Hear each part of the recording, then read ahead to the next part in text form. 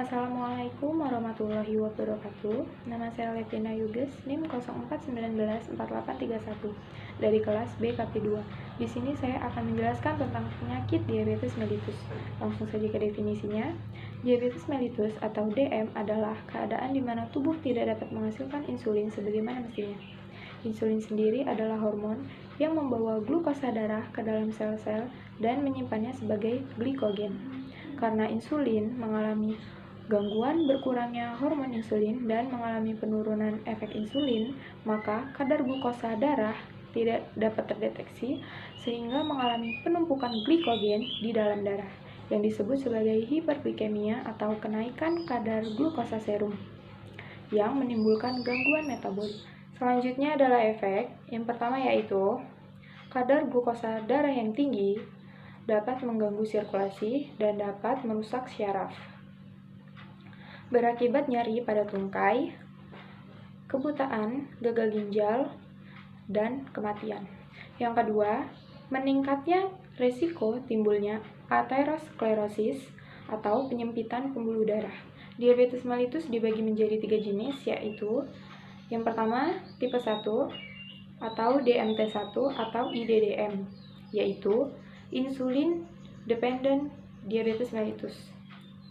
Disebut sebagai diabetes primer, insufisiensi absolut insulin, atau bergantung insulin. Yang kedua yaitu tipe 2 atau DMT2 atau NIDDM,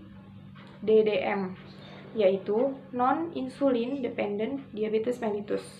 Disebut diabetes primer, resistensi insulin yang disertai efek sekresi insulin dengan derajat bervariasi atau tidak bergantung insulin. Yang ketiga yaitu diabetes gestasional atau kehamilan. Muncul pada masa hamil disebut diabetes sekunder. Terjadi karena kelainan hormonal pada masa kehamilan. Selanjutnya yaitu patofisiologi untuk DMT1, yaitu adanya faktor genetik dan autoimun, disertai faktor pemicu, yaitu kemungkinan infeksi virus akan menimbulkan produksi autoantibodi terhadap sel-sel beta di pankreas, mengakibatkan destruksi sel beta yang menimbulkan penurunan sekresi insulin, dan akhirnya terjadi kekurangan hormon insulin, defisiensi insulin, mengakibatkan keadaan hiperglikemia, meningkatkan hipofisis atau penguraian lemak, dan katabolisme protein. Karakteristik ini terjadi ketika sel-sel beta yang mengalami destruksi melebihi 90%. Untuk DMT2 merupakan penyakit kronis yang ditimbulkan oleh satu atau lebih. Salah satu faktornya yaitu kerusakan insulin.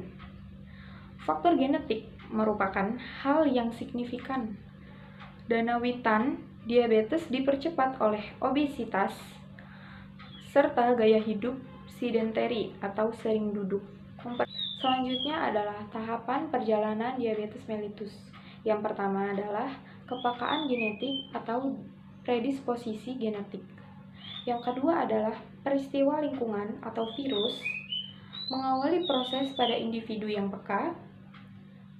Pentingnya faktor lingkungan, kembar monozigot yang DM-nya hanya 50%. Environmental insult. Yang ketiga adalah respon radang pankreas yang disebut sebagai insulitis. Sel yang menyebuk pulau-pulau adalah limfosit T aktif atau fase insulitis. Yang keempat yaitu aktivitas autoimunitas. Perubahan pada permukaan sel-sel beta sehingga oleh sistem imun dikenal sebagai non-self atau asing, atau konversi sel beta dari self ke non-self. Yang kelima yaitu timbul respon imun, antibodi, sistotoksik menyerang sel beta atau lebih dari 90%, sampai ke DM atau aktivitas sistem imun dan destruksi sel beta.